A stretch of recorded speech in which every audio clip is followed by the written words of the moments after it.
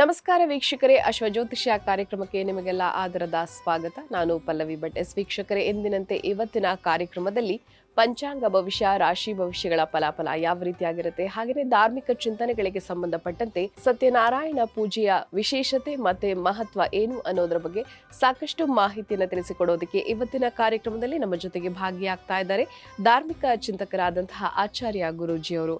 ಬನ್ನಿ ಅವನ ಕಾರ್ಯಕ್ರಮಕ್ಕೆ ಮೊದಲಿಗೆ ಬರಮಾಡಿಕೊಳ್ಳೋಣ. ಗುರುಗಳೇ, ಕಾರ್ಯಕ್ರಮಕ್ಕೆ ನಿಮಗೆ ಆದರದ ಸ್ವಾಗತ. ನಮಸ್ತೆ.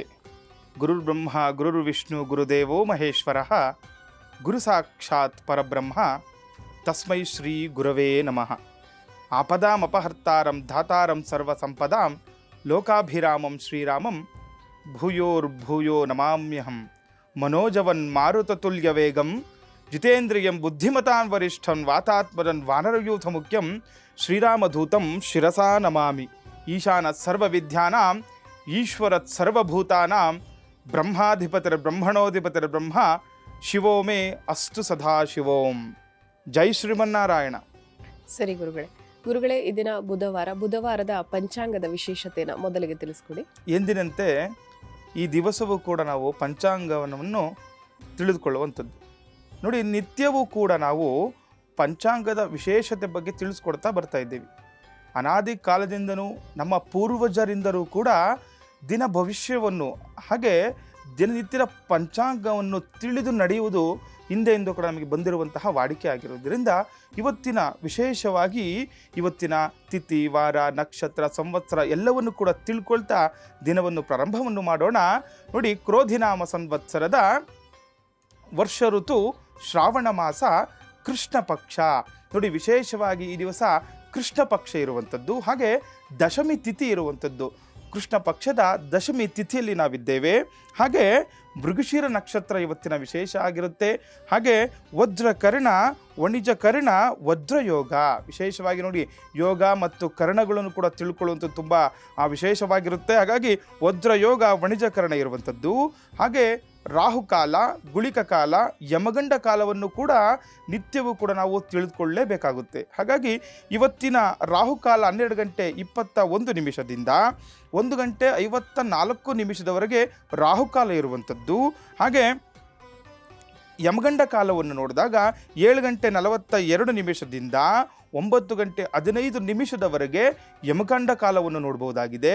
ಹಾಗೆ ಗುಳಿಕ ಕಾಲ 10 ಗಂಟೆ 48 ನಿಮಿಷದಿಂದ 12 ಗಂಟೆ 21 ನಿಮಿಷದವರೆಗೆ ಗುಳಿಕ ಕಾಲವನ್ನು ನೋಡ್ಬೋದು. ನೋಡಿ, ಯಾವತ್ತೂ ಕೂಡ ಎಂದಿನಂತೆ ನಾವು ಏನು ಮಾಡ್ತಾ ಇದ್ದೇವೆ, ಬ್ರಾಹ್ಮಿ ಮುಹೂರ್ತವನ್ನು ಈ ಒಂದು ಶುಭ ಸಮಯದಲ್ಲಿ ತಿಳಿಸ್ಕೊಡ್ತಾ ಬರ್ತಾ ಇದ್ದೇವೆ. ನೋಡಿ, ಯಾಕೆ ಬ್ರಾಹ್ಮಿ ಮುಹೂರ್ತ ಅಷ್ಟು ಶ್ರೇಷ್ಠ ಅಂದರೆ, ಯಾವುದೇ ಒಂದು ಯಜ್ಞ ಮಾಡಿ, ಒಂದು ಯಾಗ ಮಾಡಿ, ಒಂದು ಜಪ ತಪಗಳನ್ನು ಮಾಡಬೇಕಂದ್ರೆ ಈ ಬ್ರಾಹ್ಮಿ ಮುಹೂರ್ತ ತುಂಬ ಶ್ರೇಷ್ಠವಾದಂತಹ ಸಮಯ ಆಗಿರುತ್ತೆ. ಹಾಗಾಗಿ ಎಲ್ಲರೂ ಕೂಡ ಬ್ರಾಹ್ಮಿ ಮುಹೂರ್ತವನ್ನು ತಿಳಿದುಕೊಳ್ಳುವುದು ತುಂಬ ಅತ್ಯುತ್ತಮವಾದಂತಹ ಸಮಯ ಆಗಿರೋದ್ರಿಂದ ಇದು ತುಂಬ ವಿಶೇಷವಾಗಿ ತಿಳಿದುಕೊಳ್ಳಲೇಬೇಕಾದಂತಹ ಸಮಯ ಇದಾಗಿರುತ್ತೆ. ಹಾಗಾಗಿ ಇವತ್ತಿನ ಬ್ರಾಹ್ಮಿ ಮುಹೂರ್ತ ಯಾವ ರೀತಿ ಇದೆ ಅಂತಂದರೆ, ನೋಡಿ, ಬೆಳಗಿನ ಜಾವ ಬ್ರಾಹ್ಮಿ ಮುಹೂರ್ತ 4:36ರಿಂದ 5 ಗಂಟೆ 22 ನಿಮಿಷದವರೆಗೆ ಬ್ರಾಹ್ಮಿ ಮುಹೂರ್ತ ಇರುವಂಥದ್ದು. ಹಾಗೆ ಸೂರ್ಯೋದಯ ಮತ್ತು ಸೂರ್ಯಾಸ್ತಮವನ್ನು ಕೂಡ ನಾವು ತಿಳ್ಕೊಳ್ಳಲೇಬೇಕಾಗುತ್ತೆ. ಹಾಗಾಗಿ ನೋಡಿ, ಇವತ್ತಿನ ಸೂರ್ಯೋದಯ ಬಂದು ಬೆಳಗ್ಗೆ 6 ಗಂಟೆ 9 ನಿಮಿಷಕ್ಕೆ ಸೂರ್ಯೋದಯ ಆದರೆ ಸೂರ್ಯಾಸ್ತಮವು ಸಂಜೆ 6 ಗಂಟೆ 33 ನಿಮಿಷಕ್ಕೆ ಸೂರ್ಯಾಸ್ತಮವನ್ನು ನೋಡ್ಬೋದು. ಈ ರೀತಿಯ ಇವತ್ತಿನ ಪಂಚಾಂಗವನ್ನು ತಿಳಿದು ನಡೆದಾಗ ಎಲ್ಲರಿಗೂ ಕೂಡ ಶುಭವಾಗಿ ಹಾಗೇ ಆಗುತ್ತೆ ಎನ್ನುವ ನಂಬಿಕೆ ನಮ್ಮಲ್ಲಿ ಇರುವುದರಿಂದ ಎಲ್ಲರೂ ಕೂಡ ದಿನನಿತ್ಯವೂ ಕೂಡ ಈ ಪಂಚಾಂಗವನ್ನು ಶ್ರವಣ ಮಾಡ್ತಾ ಇವತ್ತಿನ ಜೀವನವನ್ನು ಪ್ರಾರಂಭ ಮಾಡೋಣ. ಸರಿ ಗುರುಗಳೇ, ಈ ದಿನದ ಪಂಚಾಂಗದ ವಿಶೇಷತೆಯನ್ನ ಮೊದಲಿಗೆ ತಾವು ತಿಳಿಸ್ಕೊಟ್ರಿ. ಹಾಗೇನೆ ಗುರುಗಳೇ, ದ್ವಾದಶ ರಾಶಿಗಳು, ಈ ದ್ವಾದಶ ರಾಶಿಗಳ ಫಲಾಫಲಗಳು ಯಾವ ರೀತಿಯಾಗಿದೆ, ಮತ್ತೆ ಶುಭ ಫಲ ಏನಿದೆ, ಮತ್ತೆ ಅಶುಭ ಫಲ ಇದ್ದಂಥವರು ಇವತ್ತು ಯಾವ ರೀತಿಯಾದ ಒಂದು ಪರಿಹಾರವನ್ನ ಮಾಡ್ಕೋಬೇಕು, ಇದನ್ನ ತಾವು ತಿಳಿಸ್ಕೊಡಿ ಗುರುಗಳೇ. ನೋಡಿ, ಎಂದಿನಂತೆ ದ್ವಾದಶ ರಾಶಿಗಳನ್ನು ಕೂಡ ತಿಳಿದು ನಡೆಯುವುದು ಅಮೂಲ್ಯವಾದಂತು. ಪಂಚಾಂಗ ಯಾವ ರೀತಿ ನಾವು ತಿಳಿದುಕೊಂಡು ನಡೀತೀವೋ ಅದೇ ರೀತಿ ದ್ವಾದಶ ರಾಶಿಗಳು ಅಂದರೆ ಮೇಷ, ವೃಷಭ, ಮಿಥುನ, ಕಟಕ, ಸಿಂಹ, ಕನ್ಯಾ, ತುಲಾ, ವೃಶ್ಚಿಕ, ಧನಸ್ಸು, ಮಕರ, ಕುಂಭ, ಮೀನಾದಿಗಳನ್ನು ತಿಳಿದು ನಡಿಬೇಕು. ಇವತ್ತಿನ ನೋಡಿ, ಯಾರ್ಯಾರ ರಾಶಿಗಳಿಗೆ ಯಾವ ಯಾವ ಫಲಗಳಿದೆ, ಯಾವ ಕೆಲಸ ಮಾಡಿದ್ರೆ ಒಳ್ಳೆಯದಾಗುತ್ತೆ ಅಥವಾ ಯಾವ ಕೆಲಸದಿಂದ ಕೆಟ್ಟದಾಗುವಂಥದ್ದು, ಈ ಜಾತಕ ರೀತಿಯಾಗಿ ಮತ್ತು ಇವತ್ತಿನ ಅಶುಭ ಸೂಚನೆಗಳನ್ನು ನೋಡ್ತಾ ಇವತ್ತು ಮೇಷಾದಿ ದ್ವಾದಶ ರಾಶಿಗಳನ್ನು ಫಲಾನುಫಲಗಳನ್ನು ತಿಳಿದುಕೊಳ್ಳುವ ಸಮಯ ಇದಾಗಿರುತ್ತೆ. ಹಾಗಾಗಿ ಪ್ರಥಮವಾಗಿ ನೋಡಿ ಮೇಷರಾಶಿ. ನೋಡಿ ಈ ಮೇಷರಾಶಿಯವರಿಗೆ ವಿಶೇಷವಾಗಿ ನೂತನ ಒಪ್ಪಂದಗಳಿಗೆ ಚಾಲನೆ ಕೊಡುವಿರಿ. ಅಂದರೆ ನೋಡಿ ಯಾವುದಾದ್ರೂ ಹೊಸದಾಗಿ ಒಂದು ಪ್ರಾರಂಭ ಮಾಡಬೇಕು ಅಂದರೆ ಯಾವುದು ಒಂದು ವ್ಯಾಪಾರ ಆಗಲಿ ಅಥವಾ ಉದ್ಯೋಗ ಆಗಲಿ, ಇಲ್ಲ ಎಷ್ಟೋ ದಿನದಿಂದ ಯಾವುದೋ ಒಂದು ಕೆಲಸ ಮಾಡಬೇಕು ಅಂದ್ಕೊಳ್ತಾ ಇರ್ತೀರ ಮೇಷರಾಶಿಯವರು, ಆಗ್ತಾ ಇರಲ್ಲ. ಆದರೆ ಇವತ್ತು ನೋಡಿ ಆ ಕೆಲಸವನ್ನು ಇವತ್ತು ಪ್ರಾರಂಭ ಮಾಡಿದಾಗ ನಿಮಗೆ ಅತ್ಯಂತ ಅಮೂಲ್ಯವಾದಂತಹ ನಿಮಗೆ ಆ ಫಲ ಸಿಗುವಂಥದ್ದು ಕೂಡ ನೋಡ್ಬೋದು. ಹಾಗೆ ವ್ಯವಹಾರದಲ್ಲಿ ಅಧಿಕ ಲಾಭಾಂಶ ಕಂಡು ಬರುವುದು. ಮಾಡುವ ವ್ಯವಹಾರದಲ್ಲಿ ಇವತ್ತಿನ ದಿವಸ ನಿಮಗೆ ಉನ್ನತವಾದಂತಹ ಲಾಭ ಇರುತ್ತದ್ದು, ಹೆಚ್ಚೆಚ್ಚು ನಮಗೆ ಲಾಭ ಗಳಿಸುವಂಥದ್ದು ಕೂಡ ಇವತ್ತು ಗೋಚರ ಆಗ್ತಾ ಇದೆ. ಹಾಗೆ ಆರೋಗ್ಯದಲ್ಲಿ ಉತ್ತಮ ಪ್ರಗತಿ ಕೂಡ ಕಂಡು ಬರುವಂಥದ್ದು. ನೋಡಿ ಯಾರಿಗೆ ಆರೋಗ್ಯ ಸಮಸ್ಯೆ ಇರುತ್ತೆ ಮೇಷರಾಶಿಯವರಿಗೆ ಇವತ್ತಿನ ದಿವಸ ನಿಮಗೆ ಉತ್ತಮವಾದ ಆರೋಗ್ಯ ಸಿಗುವಂತಹ ಲಕ್ಷಣಗಳು ಕೂಡ ಕಾಣ್ತಾ ಇದೆ.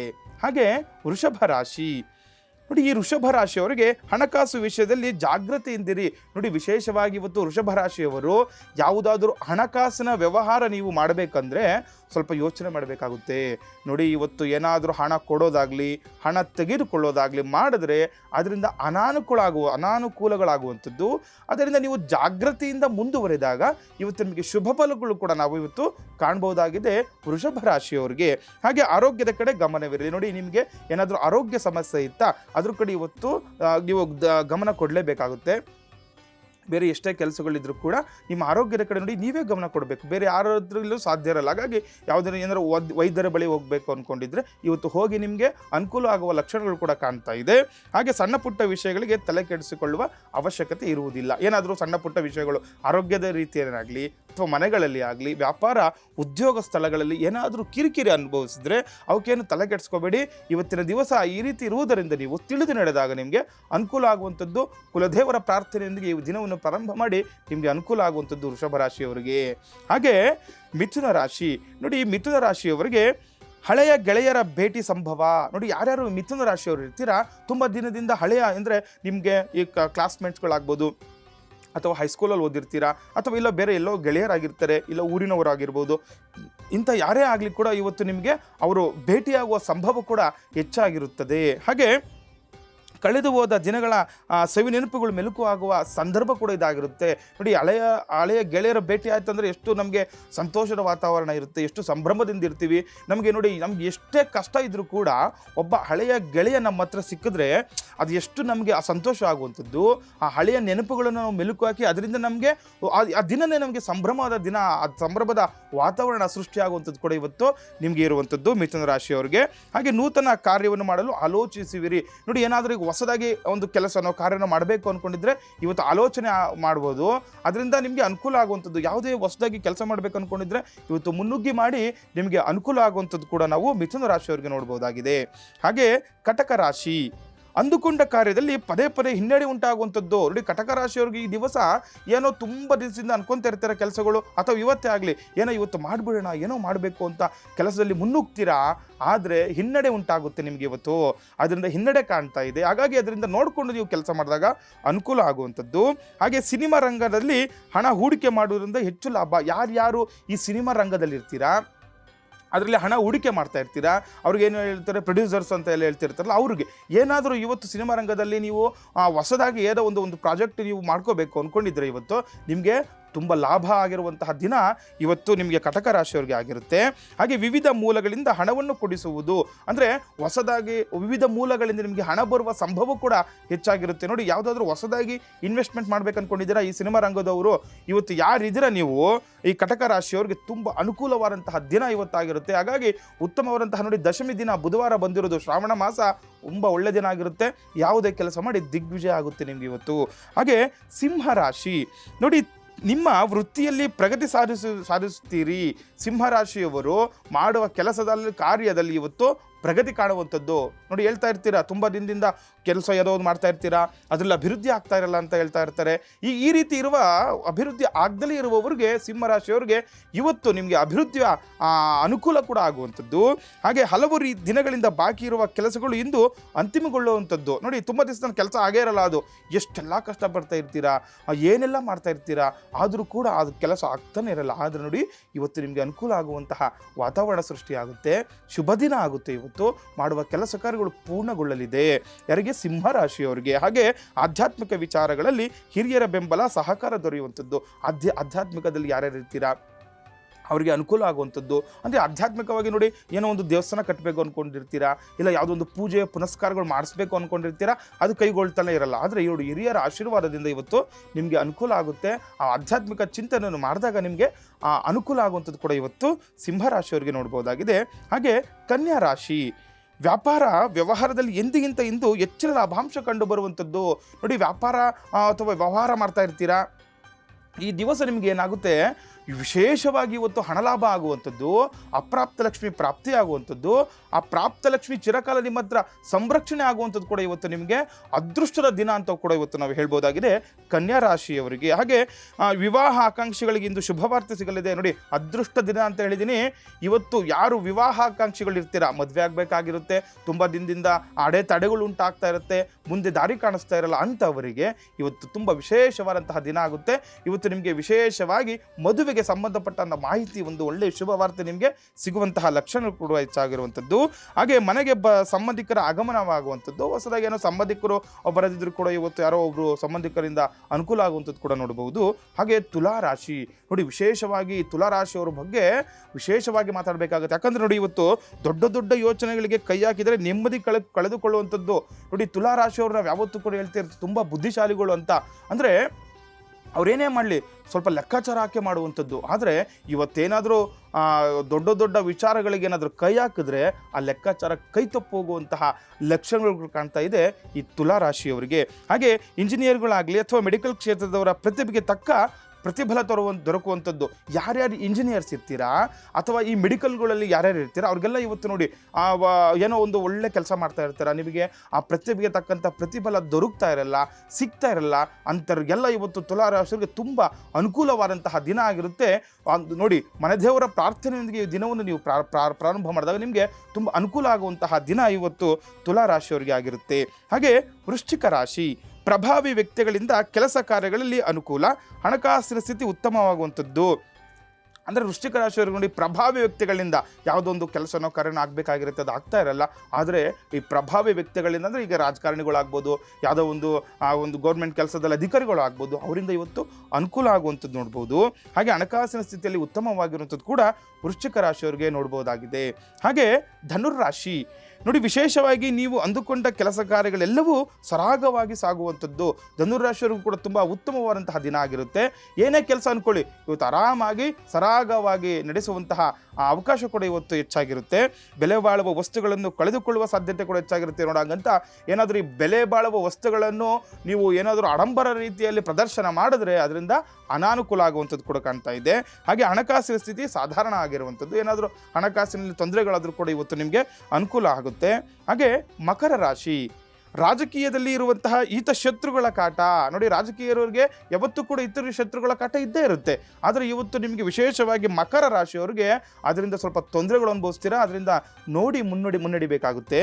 ಹಾಗೆ ಹಿರಿಯರ ಮೂಲಕ ಬಹು ನಿರೀಕ್ಷಿತ ವಿಚಾರವೊಂದು ನಿಮಗೆ ಅನುಕೂಲ ಮತ್ತು ದೂರದ ಪ್ರಯಾಣ ಹೆಚ್ಚಿಕೆ. ಅಂದರೆ ಏನಾದರೂ ಹಿರಿಯರಿಂದ ನಿಮಗೆ ಇವತ್ತು ಅನುಕೂಲದ ವಾತಾವರಣ ಸೃಷ್ಟಿ ಆಗುವಂಥದ್ದು. ಅವರ ನೋಡಿ ಯಾವತ್ತೂ ಕೂಡ ಹೇಳ್ತಾರೆ ಹಿರಿಯರ ಆಶೀರ್ವಾದ ನಮಗೆ ಇರಬೇಕಂತ. ಹಾಗಾಗಿ ಹಿರಿಯರ ಆಶೀರ್ವಾದ ತೆಗೆದುಕೊಂಡು ಇವತ್ತು ಮುನ್ನಡೆದಾಗ ನಿಮಗೆ ಅನುಕೂಲ ಆಗುವಂಥದ್ದು. ಹಾಗೆ ಈ ದೂರದ ಪ್ರಯಾಣದಲ್ಲಿ ಎಚ್ಚರಿಕೆ ಇರುವಂಥದ್ದು. ಏನಾದರೂ ದೂರದ ಪ್ರಯಾಣ ಮಾಡಬೇಕಂದ್ರೆ ಸ್ವಲ್ಪ ಎಚ್ಚರಿಕೆಯಿಂದ ಈ ಮಕರ ರಾಶಿಯವರು ನೋಡ್ಕೋಬೇಕಾಗುತ್ತೆ. ಹಾಗೆ ಕುಂಭರಾಶಿ, ನೋಡಿ ಗುತ್ತಿಗೆ ಕೆಲಸಗಾರರಿಗೆ ಹೆಚ್ಚು ಅನುಕೂಲ ಆಗುವಂಥದ್ದು. ಯಾರ್ಯಾರು ಗುತ್ತಿಗೆ ಕೆಲಸ ಮಾಡ್ತಾ ಇರ್ತೀರಾ ಅವ್ರಿಗೆ ಹೆಚ್ಚು ಅನುಕೂಲ ಆಗ್ತಾ ಇರುತ್ತೆ ಈ ಕುಂಭರಾಶಿಯವರಿಗೆ. ಅಂದರೆ ಏನೋ ಹೊಸದಾಗಿ ಕೆಲಸಗಳು ಪ್ರಾರಂಭ ಆಗುವಂಥದ್ದು ಅಥವಾ ಇಷ್ಟು ದಿನ ಕೆಲಸಗಳು ನಿಂತುಬಿಟ್ಟಿರುತ್ತೆ, ಅವೆಲ್ಲವೂ ಕೂಡ ಇವತ್ತಿಂದ ಆ ಕೆಲಸಗಳೆಲ್ಲ ಪುನಶ್ಚೇತನ ಆಗುವಂಥದ್ದು ಕೂಡ ನಾವು ಇವತ್ತು ನೋಡ್ಬೋದಾಗಿದೆ. ಹಾಗೆ ಹೋಟೆಲ್ ವ್ಯಾಪಾರಿಗಳಿಗೆ ಸಾಧಾರಣ ಇರುವಂಥದ್ದು. ಹೋಟೆಲ್ ವ್ಯಾಪಾರಿಗಳಿಗೆ ಇವತ್ತು ಸಾಧಾರಣವಾಗಿರುತ್ತೆ. ಹಾಗೆ ಎಚ್ಚರಿಕೆಯಿಂದ ವ್ಯವಹರಿಸುವುದು ಸೂಕ್ತ ಆಗಿರುತ್ತೆ. ಹಂಗಂತ ಈ ಯಾವುದೇ ಆಗಿ ವ್ಯಾಪಾರ ಯಾರೇ ಮಾಡಲಿ ಏನಾದರೂ ಸ್ವಲ್ಪ ಒಂದು ಸಡನ್ ಆಗಿ ಮಾಡುವಂಥದ್ದು, ತೊಂದರೆ ಬೀಳುವಂಥದ್ದು ಮಾಡಿದ್ರೆ ಇವ್ರಿಗೆಲ್ಲ ಅನಾನುಕೂಲಗಳಾಗುವಂಥದ್ದು ಕೂಡ ನೋಡಬಹುದು. ಹಾಗೆ ಕಡೆಯ ರಾಶಿ ಮೀನರಾಶಿ, ಈ ಆಸ್ತಿ ಖರೀದಿಗೆ ಸಂಬಂಧಪಟ್ಟಂತಹ ಕೆಲಸದಲ್ಲಿ ಅನುಕೂಲ ಆಗುವಂಥದ್ದು. ನೋಡಿ, ವಿಶೇಷವಾಗಿ ಇವತ್ತು ಮೀನರಾಶಿಯವರಿಗೆ ಏನಾದರೂ ಆಸ್ತಿ ತಗೋಬೇಕು ಅಂತಂದರೆ, ಆಸ್ತಿ ವಿಚಾರದಲ್ಲಿ ಏನಾದರೂ ಗದ್ದಲಗಳು, ಗಲಾಟೆಗಳು, ತೊಂದರೆಗಳು ಅನುಭವಿಸ್ತಾ ಇದ್ರೆ ಇವತ್ತು ಅನುಕೂಲ ಆಗಿರುವಂತಹ ದಿನ. ಹೊಸದಾಗಿ ಏನಾದರೂ ಕೆಲಸದಲ್ಲಿ ನೀವು ಆ ಸಂಬಂಧಪಟ್ಟಂತಹ ಕೆಲಸ ಮಾಡಿದಾಗ ನಿಮಗೆ ಆಸ್ತಿ ವಿಚಾರದಲ್ಲಿ ಅನುಕೂಲ ಆಗುತ್ತೆ. ಹಾಗೂ ಇಂದು ಪ್ರಯತ್ನಿಸಿದ ಕೆಲಸದಲ್ಲಿ ಕಾರ್ಯಸಿದ್ಧಿ. ಇವತ್ತೇನಾದರೂ ಒಂದು ಕೆಲಸ ಮಾಡಬೇಕು ಅಂದ್ಕೊಂಡಿದ್ದೀರಾ, ಇವತ್ತು ನಿಮಗೆ ಕಾರ್ಯಸಿದ್ಧಿ ಆಗುವಂಥದ್ದು. ಏನೇ ಕೆಲಸ ಮಾಡಿ ಅದರಿಂದ ನಿಮಗೆ ಅನುಕೂಲ ಆಗುವಂಥದ್ದು ಕೂಡ ನಾವು ಇವತ್ತು ನೋಡ್ಬೋದಾಗಿದೆ. ಹಾಗೆ ಪೂರ್ವಾಪರ ಯೋಚನೆ ಮಾಡಿ ಕೈಗೊಳ್ಳಬೇಕಾಗುತ್ತೆ. ಏನೋ ಗುರುಗಳು ಹೇಳ್ಬಿಟ್ಟಿದ್ದಾರೆ ಇವತ್ತು ನಾವು ಏನು ಮಾಡಿದ್ರೂ ಕೆಲಸ ಆಗುತ್ತೆ ಅಂತ ಮಾಡೋದಲ್ಲ, ಪೂರ್ವಾಪರ ಯೋಚನೆ ಮಾಡಬೇಕಾಗುತ್ತೆ. ಹಿಂದೆ ಮುಂದೆ ಯೋಚನೆ ಮಾಡಿ ಮುಂದೆ ಕಾಲಿಡಬೇಕು. ಅದು ಕೂಡ ಈ ಮೀನರಾಶಿಯವರಿಗೆ ತುಂಬ ಅನುಕೂಲವಾಗಿರುತ್ತೆ. ಹಾಗಾಗಿ ಇವತ್ತಿನ ದ್ವಾದಶ ರಾಶಿ ಫಲಾನುಫಲಗಳನ್ನೆಲ್ಲರೂ ಕೂಡ ತಿಳ್ಕೊಳ್ತಾ ನಿಮಗೆ ಏನು ಶುಭ ಫಲ ಇದೆ, ಏನು ಅಶುಭ ಫಲ ಇದೆ, ಅವೆಲ್ಲವನ್ನು ಕೂಡ ನೋಡಿಕೊಂಡು ಮುಂದುವರೆದಾಗ ಎಲ್ಲರಿಗೂ ಕೂಡ ಅನುಕೂಲ ಆಗುವಂಥದ್ದು ಕೂಡ ನಾವು ನೋಡ್ಬೋದು. ಸರಿ ಗುರುಗಳೇ, ಬಹಳ ವಿಶೇಷವಾಗಿ ಈ ದಿನದ ದ್ವಾದಶ ರಾಶಿಗಳ ಫಲಾಫಲಗಳು ಹೇಗಿದೆ, ಮತ್ತೆ ಶುಭ ಫಲ ಏನಿದೆ, ಅಶುಭ ಫಲ ಇದ್ದಂಥವರು ಯಾವ ರೀತಿಯಾದ ಪರಿಹಾರವನ್ನ ಮಾಡ್ಕೋಬೇಕು, ಇದನ್ನ ತಾವು ತಿಳಿಸ್ಕೊಟ್ರಿ ಗುರುಗಳೇ. ಕಾರ್ಯಕ್ರಮದಲ್ಲಿ ಇದೀಗ ಸಣ್ಣದೊಂದು ವಿರಾಮವನ್ನು ತೆಗೆದುಕೊಳ್ಳುವಂತಹ ಸಮಯ ಆಗಿದೆ. ಪ್ರಿಯ ವೀಕ್ಷಕರೇ, ಆಚಾರ್ಯ ಗುರೂಜಿಯವರನ್ನ ತಾವು ನೇರ ಭೇಟಿ ಆಗಬೇಕು ಅಂತ ಆಸಕ್ತಿ ಇರುವಂತಹವರು ಸೋಮವಾರದಿಂದ ಶುಕ್ರವಾರದವರೆಗೆ ಪ್ರಸಾರವಾಗುವ ಅಶ್ವಜ್ಯೋತಿಷ್ಯ ಕಾರ್ಯಕ್ರಮದಲ್ಲಿ ಗುರುಗಳ ನಂಬರನ್ನ ಡಿಸ್ಪ್ಲೇ ಮಾಡಲಾಗುತ್ತೆ. ಆ ನಂಬರ್ಗೆ ಕರೆ ಮಾಡಿ ತಾವು ಗುರುಗಳನ್ನ ನೇರ ಭೇಟಿ ಆಗ್ಬೋದು ಅಂತ ಹೇಳ್ತಾ ಜ್ಯೋತಿಷ ಕಾರ್ಯಕ್ರಮದಲ್ಲಿ ಸಣ್ಣದೊಂದು ವಿರಾಮ.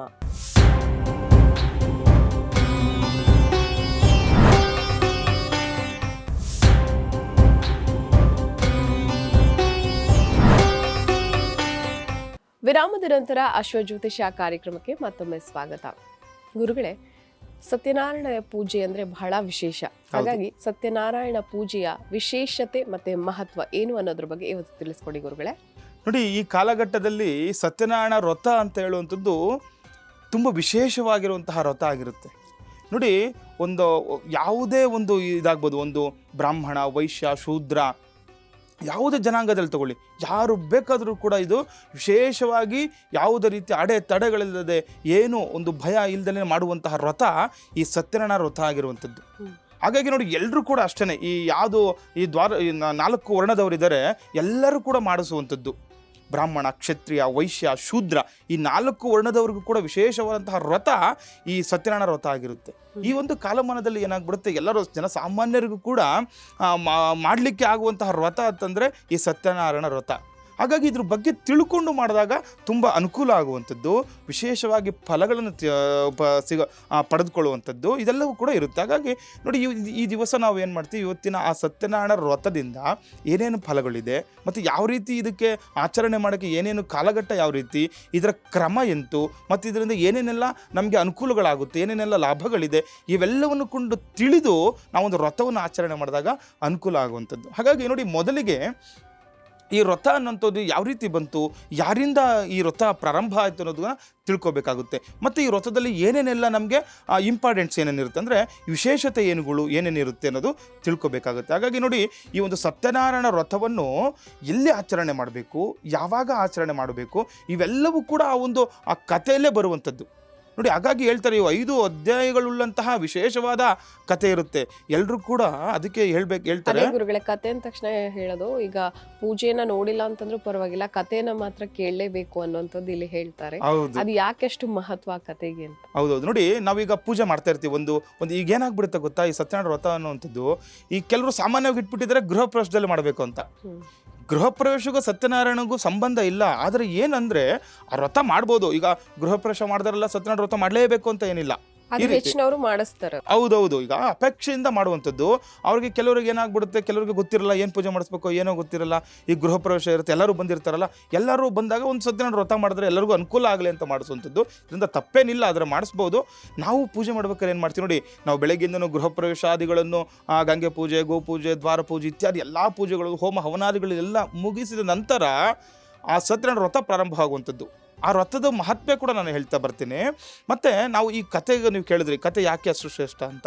ನೋಡಿ, 5 ಅಧ್ಯಾಯಗಳಲ್ಲಿ ಹೇಳಿದೆ ಒಬ್ಬ ಮನುಷ್ಯ ಯಾವ ರೀತಿ ಇರಬೇಕು, ಮನುಷ್ಯನ ಜೀವನ ಶೈಲಿ ಯಾವ ರೀತಿ ಇರಬೇಕು, ಮನುಷ್ಯನು ದೇವರನ್ನು ಯಾವಾಗ ಮರಿತಾ ಹೋಗ್ತಾನೆ ಆವಾಗ ಅವನಿಗೆ ಏನೇನೆಲ್ಲ ತೊಂದರೆಗಳಾಗುತ್ತೆ, ಮತ್ತು ಪ್ರಸಾದಕ್ಕೆ ಎಷ್ಟು ಪ್ರಾಮುಖ್ಯತೆ ಇದೆ, ಪ್ರಸಾದ ಯಾಕೆ ಭಕ್ಷಣೆ ಮಾಡಬೇಕು, ಈ ರೀತಿಯೆಲ್ಲ ಇರುವುದರಿಂದ ನಾವೆಲ್ಲ ಏನು ಮಾಡ್ತೀವಿ, ಕಥೆಯ ಸಂದರ್ಭದಲ್ಲಿ ಎಲ್ಲರನ್ನೂ ಒಟ್ಟುಗೂಡಿಸ್ತೀವಿ. ಅವಾಗ ಪೂಜೆಗೆ ಹೋಮಕ್ಕೆ ಯಾರಿಲ್ಲ ಅಂದರೂ ಪರವಾಗಿಲ್ಲ, ಆದರೆ ಕಥೆಗೆ ಅಷ್ಟು ಮಹತ್ವ ಕೊಟ್ಟಿದ್ದಾರೆ. ಸತ್ಯನಾರಾಯಣ ವ್ರತದಲ್ಲಿ ನೋಡಿ, ಒಂದು ಭಾಗ, ಒಂದು ಆರಾಧನೆಗೆ ಒಂದು ಭಾಗ ಅಂತಂದರೆ ಒಂದು ಭಾಗ ಇದು ಪ್ರಸಾದಕ್ಕೆ ಒಂದು ಭಾಗ, ಮತ್ತು ಕತೆಗೆ ಒಂದು ಭಾಗ ವಿಶೇಷತೆ ಇರುತ್ತೆ. ಈ 3 ಭಾಗಗಳಾಗಿ ವಿಶೇಷತೆ ನೋಡ್ತಾರೆ. ಹಾಗಾಗಿ ಯಾರಿಂದ ಪೂರ್ವದಲ್ಲಿ ಈ ಆಚರಣೆ ಪ್ರಾರಂಭ ಆಯಿತು ಅನ್ನೋದು ಕೂಡ ತಿಳ್ಕೊಬೇಕಾಗುತ್ತೆ. ಹಾಗಾಗಿ ಕತೆಗೆ ಅಷ್ಟು ಮಹಾತ್ಮ ಇರುವಂಥದ್ದು. ನೋಡಿ, ಸಾಕ್ಷಾತ್ ವೈಕುಂಠ ನಾರಾಯಣನೇ ಇದು ನಾರದರಿಗೆ ಹೇಳಿರುವಂಥದ್ದು.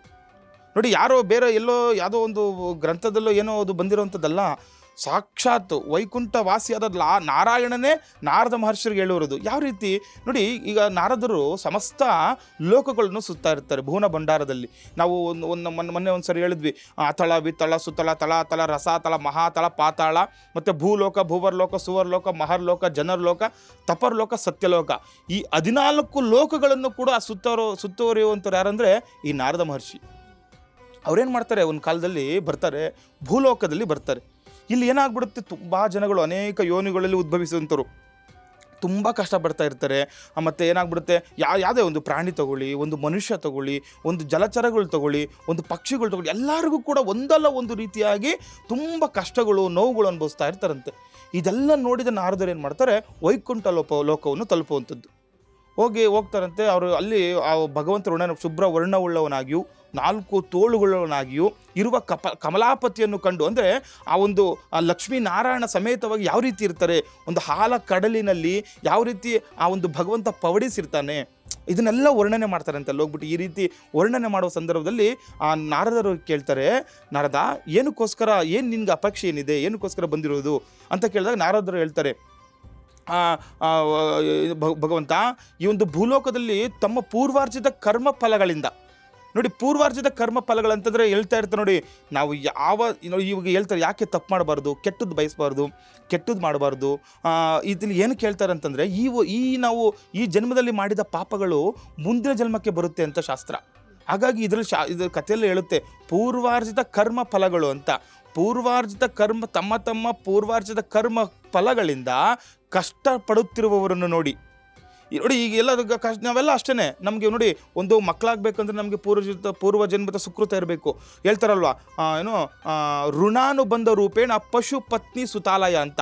ಒಂದು ಮನೆ ಕಟ್ಟಬೇಕಂದ್ರೆ ಋಣ ಇರಬೇಕು, ಒಂದು ಮದುವೆ ಆಗಬೇಕು, ಒಂದು ಹೆಣ್ಣು ನಮ್ಮ ಜೊತೆ ಇರಬೇಕು ಅಂತಂದ್ರು ಪೂರ್ವಜನ್ಮದ ಪುಣ್ಯ ಇರಬೇಕು. ಒಂದು ವಂಶ ಉದ್ಧಾರ ಆಗಬೇಕಂದ್ರೆ ಮಕ್ಕಳಾಗಬೇಕಂದ್ರೂ ಕೂಡ ಪೂರ್ವಜನ್ಮದ ಸುಕೃತ ನಮಗೆ ಇರಬೇಕು. ಯಾವುದೇ ಆಗಲಿ, ಒಂದು ಪಶು, ಒಂದು ಹಸು ನಮ್ಮ ಹತ್ರ ಇರಬೇಕು ಅಂದರೂ ಕೂಡ ನಮಗೆ ಪೂರ್ವ ಜನ್ಮದ ಪುಣ್ಯ ಇರಬೇಕು. ಈ ರೀತಿ ಪೂರ್ವ ಜನ್ಮದ ಕರ್ಮ ಫಲಾನುಸಾರವಾಗಿ ನಾವು ಈ ಜನ್ಮದಲ್ಲಿ ಅನುಭವಿಸ್ತಾ ಇರ್ತೀವಿ. ಈ ಕರ್ಮಗಳಿಂದ ದಹಿಸಲ್ಪಡುತ್ತಾ ಇರ್ತಾರಂತೆ ಮಾನವರು ಈ ಯುಗದಲ್ಲಿ. ಅವರಿಗೆ ಈ ಸುಲಭದಲ್ಲಿ ಏನಾದರೂ ಒಂದು ಉಪಾಯ ಇದೆಯೇ, ಸುಲಭದಲ್ಲಿ ಏನಾದರೂ ಒಂದು ಪೂಜೆ ವಿಧಾನ ಇದೆ ಅಂತ ಭಗವಂತನಾದ ನಾರಾಯಣನಿಗೆ ನಾರದ ಮಹರ್ಷಿ ಕೇಳಿದಾಗ ಭಗವಂತನಾದ ನಾರಾಯಣನ ಹೇಳ್ತಾನೆ, ಪ್ರಪಂಚಾನುಗ್ರಹಕಾಂಕ್ಷೆಲ್ಲ ನೀನು ಚೆನ್ನಾಗಿ ಕೇಳಿದೆ ಅಂತ. ಅಂದರೆ ಈ ಪ್ರಪಂಚ ಅನುಗ್ರಹ ಅಂದರೆ ನೋಡಿ, ಅವ್ರ ನಾರದರಿಗೆ ಎಷ್ಟು ಒಂದು ಮನಸ್ಸಿನಲ್ಲಿ ಇದು, ಅಂದರೆ ಎಲ್ಲರಿಗೂ ಕೂಡ ಅನುಕೂಲ ಆಗಲಿ, ಒಳ್ಳೇದಾಗಲಿ ಅಂತ ಹೇಳ್ತಾನೆ ಭಗವಂತ ಹೇಳ್ತಾನೆ, ನೋಡಿ ಈ ಪ್ರಪಂಚದ ಒಳಿತಿಗೋಸ್ಕರ ನೀನು ಒಂದು ಒಳ್ಳೆ ವಿಚಾರ ಕೇಳಿದೀಯಾ. ನೋಡಿ, ಸತ್ಯನಾರಾಯಣನನ್ನು ಪೂಜೆ ಮಾಡಬೇಕು, ಸತ್ಯನಾರಾಯಣನ ವ್ರತವನ್ನು ಮಾಡಬೇಕು. ಇದರಿಂದ ಸಕಲ ಸಂಪತ್ತುಗಳು ನಮಗೆ ಸಿಗುವಂಥದ್ದು. ಸಕಲ ಸಂಪತ್ತುಗಳಂದ್ರೆ ಏನು ಬೇಕು ಮನುಷ್ಯನಿಗೆ ಏನು ಬೇಕು, ಇಷ್ಟೇ, ಮದುವೆ ಆಗಬೇಕು, ಸಂಸಾರ ಚೆನ್ನಾಗಿರಬೇಕು, ಗಂಡ ಹೆಂಡತಿಯರು ಚೆನ್ನಾಗಿರಬೇಕು, ಒಂದು ಮಕ್ಕಳಾಗುವಂಥದ್ದು, ಒಂದು ವ್ಯಾಪಾರ ಉದ್ಯೋಗ ಸಿಗುವಂಥದ್ದು. ನೋಡಿ, ಕೆಲವರು ಕೆಲಸಗಳೇ ಇರಲ್ಲ, ಸತ್ಯನಾರಾಯಣ ವ್ರತ ಮಾಡ್ತಾರೆ, ಅನುಕೂಲ ಆಗುತ್ತೆ ಕೆಲಸ ಸಿಗಲಿಕ್ಕೆ ಅಂತ. ಕೆಲವರಿಗೆ ವಿದೇಶ ಪ್ರಯಾಣ ಅಂತ, ಕೆಲವರಿಗೆ ಎಷ್ಟೋ ದಿನದ ಪಾಪ ತುಂಬ ಓದ್ಬಿಟ್ಟಿರ್ತಾರೆ, ಅವ್ರಿಗೆಲ್ಲ ಇರುತ್ತೆ ನೋಡಿ. ಅವ್ರಿಗೆ ವಿದೇಶಕ್ಕೆ ಹೋಗಿ ಒಂದು ಕೆಲಸ ಮಾಡೋದು, ಇಲ್ಲ ಅಲ್ಲೇನೋ ಒಂದು ರಿಸರ್ಚ್ ಮಾಡುವಂಥದ್ದು ಎಲ್ಲ ಅವ್ರಿಗೆ ಯೋಗ್ಯತೆ ಇದ್ದರೂ ಕೂಡ ಅವ್ರಿಗೆ ಆಗ್ತಾ ಇರಲ್ಲ ಇಂಥವ್ರಿಗೆ. ಮತ್ತು ಎಷ್ಟೋ ದಿನದಿಂದ ಮಕ್ಕಳುಗಳಾಗ್ತಾ ಇರಲ್ಲ ಇಂಥವ್ರಿಗೆ. ಇವರೆಲ್ಲರಿಗೂ ಕೂಡ ಆಮೇಲೆ ನೋಡಿ, ಎಷ್ಟೋ ದಿನದ ಒಂದು ರೋಗ ಅವ್ರಿಗೆ ಬಾಧೆ ಮಾಡ್ತಾ ಇರುತ್ತೆ, ರೋಗ ಬಾಧೆ ಇರೋರಿಗೆ. ಇವರೆಲ್ಲರಿಗೂ ಕೂಡ ಇಂಥ ಯಾವುದೇ ರೀತಿಯ ಅವ್ರಿಗೆ ಏನು ಈಪ್ಸಿತ ಫಲಗಳು, ಯಾವ ರೀತಿ ಅವ್ರಿಗೆ ಏನೇನೆಲ್ಲ ಕಷ್ಟಗಳು, ಕಾರ್ಪಣ್ಯಗಳು ಏನೇನಿದೆ ಅವೆಲ್ಲವೂ ಕೂಡ ನಿವಾರಣೆಗೋಸ್ಕರ ಈ ಒಂದು ವ್ರತವನ್ನು ವಿದ್ಯುಕ್ತವಾಗಿ ಮಾಡಬೇಕು, ಸ್ವಲ್ಪವೂ ಲೋಪದೋಷವಿಲ್ಲದಂತೆ. ನೋಡಿ, ಸಾಮಾನ್ಯವಾಗಿ ಎಲ್ಲರಿಗೂ ಕೂಡ ಈ ಪುರೋಹಿತರು ಸಿಗುವಂಥದ್ದು, ಆಯಿತಾ, ಪುರೋಹಿತರು ಮಾಡ್ತಾರೆ. ಈ ರೀತಿ ಸತ್ಯನಾರಾಯಣ ವ್ರತಕ್ಕೆ ಕಾಲಮಾನ ಯಾವುದು ನೋಡಿ, ಶಾಸ್ತ್ರದಲ್ಲಿ ಹೇಳಿದೆ ಇದಕ್ಕೆ ಯಾವುದೇ ಕಾಲಮಾನ ಇಲ್ಲ. ರಾಹು ಕಾಲ ನೋಡೋಂಗಿಲ್ಲ, ಗುಳಿಕ ಕಾಲ ನೋಡೋಂಗಿಲ್ಲ, ಯಮಗಂಡ ಕಾಲ ನೋಡೋದಿಲ್ಲ, ಭಾನುವಾರ, ಸೋಮವಾರ, ಮಂಗಳವಾರ, ಪರ್ವ ದಿನಗಳು, ಅಮಾವಾಸ್ಯೆ, ಪೌರ್ಣಮೆ ಯಾವುದು ಕೂಡ ಇಲ್ಲ ಈ ಸತ್ಯನಾರಾಯಣ ವ್ರತಕ್ಕೆ. ಅದು ಕಥೆಯಲ್ಲೇ ಹೇಳಿದೆ. ಯಾವುದೇ ಸಮಯ ಇಲ್ಲ ಅಂತ. ಅಂದ್ರೆ ಯಾವ ಸಮಯದಲ್ಲಾದ್ರೂ ನಾವು ಮಾಡಬಹುದು. ಆದರೆ ಕೆಲವರು ಏನಾಗ್ಬಿಡುತ್ತೆ, ಈ ಪೌರ್ಣಮಿ ದಿನ ಮಾಡ್ಕೊಂಡು ಬರುವಂಥದ್ದು, ಇದೇನಾಗುತ್ತೆ ಕಥೆಯಲ್ಲಿ ಒಂದು ಭಾಗದಾಗಿ ಬರುತ್ತೆ. ಒಂದು ರಾಜ ಪ್ರಸಾದ ಪರಿತ್ಯಾಗ ಮಾಡಿದ ಕಾರಣ ಅವನ 100 ಮಂದಿ ಮಕ್ಕಳನ್ನು ಕೂಡ ಕಳ್ಕೊಳ್ಳುವಂಥದ್ದು, ಅವ್ರ ರಾಜ್ಯ ನಷ್ಟ ಆಗುವಂಥದ್ದು. ಈ ಒಂದು ಸಂದರ್ಭದಲ್ಲಿ ಏನಾಗುತ್ತೆ, ಆ ರಾಜನಿಗೆ ಗೊತ್ತಾಗುತ್ತೆ, ಅವರ ಮಂತ್ರಿ ವರ್ಗದಿಂದ, ಅವರ ಋಷಿ ಮುನಿಗಳಿಂದ ಗೊತ್ತಾಗ್ಬಿಡುತ್ತೆ, ಅವರ ಗುರುಗಳಿಂದ, ಈ ರೀತಿ ನೀವು ಪ್ರಸಾದ ಪರಿತ್ಯಾಗ ಮಾಡಿದ ಕಾರಣ ನಿನಗೆ ಈ ಎಲ್ಲ ಕಷ್ಟ ನೋವುಗಳಾಗಿದೆ ಅಂತ. ಹಾಗಾಗಿ ಆ ರಾಜ ಏನು ಮಾಡ್ತಾನೆ, ಅವತ್ತಿನ ದಿನ ಪೌರ್ಣಮಿಯ ಶುಭ ದಿನ ಆಗಿರುತ್ತೆ, ಅವತ್ತೇ ಒಂದು ದೇವಸ್ಥಾನದಲ್ಲಿ ಆ ಒಂದು ವ್ರತವನ್ನು ಆಚರಣೆ ಮಾಡುವಂಥದ್ದು. ಆ ರಾಜ ಅವತ್ತು ಹೊರಡಿಸ್ತಾನಂತೆ, ಈ ನಮ್ಮ ಏನು ರಾಜ್ಯದ ಎಲ್ಲ ದೇವಸ್ಥಾನಗಳಲ್ಲಿ ಕೂಡ ಈ ಸತ್ಯನಾರಾಯಣ ವ್ರತ ಆಗಲಿ, ಯಾಕೆ ಎಲ್ಲರ ಪ್ರಜೆಗಳಿಗೆ ಅನುಕೂಲ ಆಗಲಿ ಅಂತ. ನೋಡಿ, ಈಗಲೂ ಕೂಡ ಅದು ನಡ್ಕೊಳ್ತಾ ಬರ್ತಾ ಇದೆ. ಎಷ್ಟೋ ದೇವಸ್ಥಾನಗಳಲ್ಲಿ ಬರೀ ಒಂದು 100 ರೂಪಾಯಿ ತೊಗೊಳೋದು, ಒಂದು 50 ರೂಪಾಯಿ, ಒಂದು 500 ರೂಪಾಯಿ, ಈ ರೀತಿ ಒಂದು ಸ್ವಲ್ಪ ನೋಡಿ, ಕೇಳ್ಕೊತಾ ಎಲ್ರಿಗೂ ಕೂಡ ಅನುಕೂಲ ಇರಲ್ಲ. ಕೆಲವರು ಆರ್ಥಿಕವಾಗಿ ಸ್ವಲ್ಪ ತೊಂದರೆ ಅನುಭವಿಸ್ತಿರೋರಿಗೆ ಅವ್ರ ಮನೆಯಲ್ಲಿ ಮಾಡ್ಸೋಕ್ಕಾಗಲ್ಲ ಅಂತಾರಲ್ಲ, ಏನು ಮಾಡ್ತಾರೆ, ಈ ದೇವಸ್ಥಾನಗಳಲ್ಲಿ ಈ ಒಂದು ಕೆಲವೊಂದು ಎಷ್ಟೊಂದು ದಕ್ಷಿಣೆಯನ್ನು ಕೊಟ್ಟು ಮಾಡಿಸುವಂಥದ್ದು ಕೂಡ ಹಿಂದಿನ ಕಾಲದಿಂದ ನಡ್ಕೊಂಡು ಬರುವಂಥದ್ದು. ಹಾಗಾಗಿ ನೋಡಿ, ಹಾಗೆ ಈಗ ಒಂದು ಆರಾಧನೆ ಭಾಗ ಕೂಡ ಅಷ್ಟು ಇಂಪಾರ್ಟೆಂಟ್ ಆಗಿರುವಂಥದ್ದು. ನೋಡಿ, ಭಗವಂತನ ನಾವು ಯಾವ ರೀತಿ ಆರಾಧನೆ ಮಾಡ್ತೀವಿ ಅಂದರೆ, ಆ ರೀತಿ ನವಗ್ರಹಗಳನ್ನು ಆರಾಧನೆ ಮಾಡ್ತೀವಿ, ಅಷ್ಟದಿಕ್ಪಾಲಕಗಳನ್ನು ಆವಾಹನೆ ಮಾಡ್ತೀವಿ, ಮತ್ತು ವಿಶೇಷವಾಗಿ ಮಹಾಗಣಪತಿ ಮತ್ತು ವಿಶ್ವಕ್ಸೇನರಗಳನ್ನು ಮತ್ತು ದಿಕ್ಪಾಲಕಗಳನ್ನು ಎಲ್ಲರನ್ನೂ ಕೂಡ ಆವಾಹನೆ ಮಾಡಿ ಆರಾಧನೆ ಮಾಡಿ, ತದನಂತರ ಆ ಒಂದು ಭಗವಂತನ ಅಂಗಾಂಗಗಳಿಗೆ ಕೂಡ ಆರಾಧನೆ ಮಾಡ್ತೀವಿ, ಪತ್ರದಿಂದ ಆರಾಧನೆ ಮಾಡ್ತೀವಿ, ವಿಧವಾದ ಪುಷ್ಪಗಳಿಂದ ಆರಾಧನೆ ಮಾಡುವಂಥದ್ದು, ವಿಧವಾದ ನಾಮಗಳಿಂದ ಭಗವಂತನ ಆರಾಧನೆ ಮಾಡುವಂಥದ್ದು. ಈ ರೀತಿ ವಿಶೇಷವಾಗಿ ಸತ್ಯನಾರಾಯಣನ ಆರಾಧನೆ ಮಾಡಿ 5 ಅಧ್ಯಾಯಗಳನ್ನು ಅದನ್ನು ಶ್ರವಣ ಮಾಡಿ, ತದನಂತರ ಪ್ರಸಾದವನ್ನು ಭಕ್ಷಣೆ ಮಾಡಲೇಬೇಕು. ನೋಡಿ, ವಿಶೇಷವಾಗಿ ಪ್ರಸಾದಕ್ಕೆ ಅಷ್ಟು ಪ್ರಾಮುಖ್ಯತೆ ಇದೆ ಸತ್ಯನಾರಾಯಣ ವ್ರತದಲ್ಲಿ. ಅದು ಯಾಕೆ ಅಂತ, ಈಗ ಬೇರೆ ಹಬ್ಬಗಳಲ್ಲಿ ಅಥವಾ ಪೂಜೆ ಪುನಸ್ಕಾರಗಳಲ್ಲಿ ಈಗ ಒಬ್ಬಟ್ಟು, ಕಜ್ಜಾಯ, ಪಾಯಸ ಅಂತ ಅದನ್ನ ಯಾವ ಸಂದರ್ಭದಲ್ಲಿ ಕೂಡ ನಾವು ಮಾಡ್ಕೊಳ್ತೀವಿ.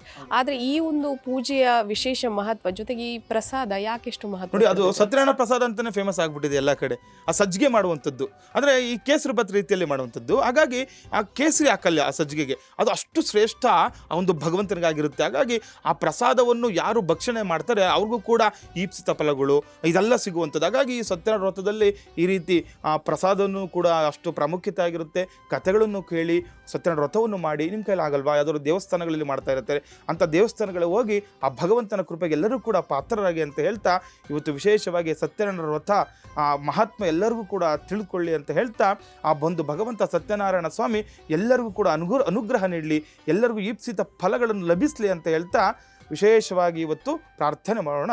ಕೃಷ್ಣಾರ್ಪಣಮಸ್ತು. ಸರಿ ಗುರುಗಳೇ, ಇವತ್ತಿನ ಕಾರ್ಯಕ್ರಮದಲ್ಲಿ ಬಹಳ ವಿಶೇಷವಾಗಿ ಧಾರ್ಮಿಕ ಚಿಂತನೆಗಳಿಗೆ ಸಂಬಂಧಪಟ್ಟಂತೆ ಒಂದಷ್ಟು ವಿಶೇಷ ಮಾಹಿತಿ ಜೊತೆಗೆ ಸತ್ಯನಾರಾಯಣ ಪೂಜೆಯ ವಿಶೇಷತೆ ಮಹತ್ವ ಏನು ಅನ್ನೋದ್ರ ಬಗ್ಗೆ ತಾವು ತಿಳಿಸ್ಕೊಟ್ರೆ. ಕಾರ್ಯಕ್ರಮದಲ್ಲಿ ಭಾಗಿಯಾಗಿದ್ದಕ್ಕಾಗಿ ಹೃತ್ಪೂರ್ವಕ ಧನ್ಯವಾದಗಳು ಗುರುಗಳೇ. ಲೋಕ ಸಮಸ್ತ ಸುಖಿನೋ ಭವಂತು, ಸಮಸ್ತ ಸನ್ಮಂಗಲಾನಿ ಭವಂತು. ಜೈ ಶ್ರೀಮನ್ನಾರಾಯಣ. ವೀಕ್ಷಕರೇ, ಇದಾಗಿತ್ತು ಈ ಹೊತ್ತಿನ ಅಶ್ವಜ್ಯೋತಿಷ್ಯ ವಿಶೇಷ ಕಾರ್ಯಕ್ರಮ. ನೋಡ್ತಾ ಇರಿ ಅಶ್ವವೇಗ ನ್ಯೂಸ್.